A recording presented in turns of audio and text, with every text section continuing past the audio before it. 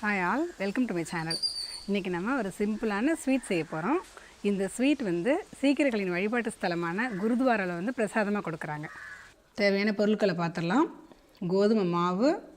நெய், sugar 3 equal ratio எடுத்துக்கோங்க.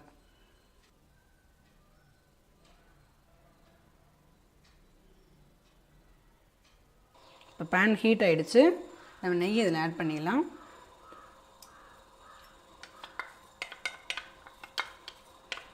இந்த கோதுமை மாவு கேசரியில் வந்து நம்ம வேறு எந்த நட்ஸ் எதுவுமே ஆட் பண்ண போகிறதில்ல ஏலக்காலாம் ஒன்லி இந்த 3 பொருள் தான் கோதுமை மாவு நெய் சுகர்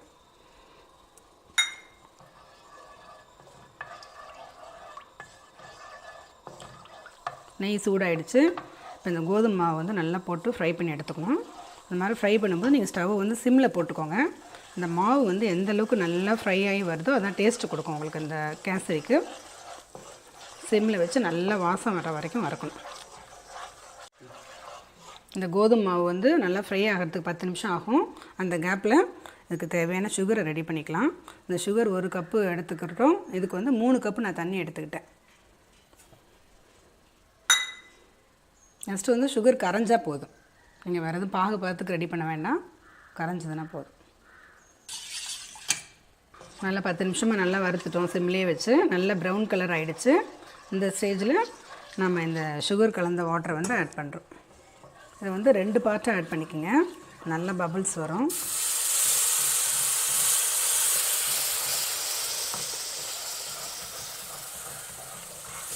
பாருங்க எப்படி இருக்குன்னு சொல்லிட்டு நீ விடாமல் கிண்டிக்கிட்டே இருக்கணும்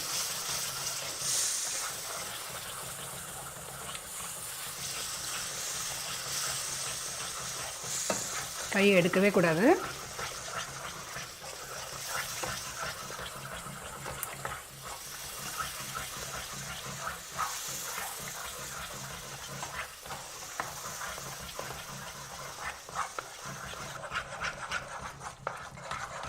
சக்கரை தண்ணி வந்து இன்னும் பாதி ஊற்றணும் பாதி ஊற்றி இந்த அளவுக்கு கிண்டிட்டேன் மீதி தண்ணியை ஒரு 5 நிமிஷம் பொறுத்து இப்போ ஊற்றுறேன்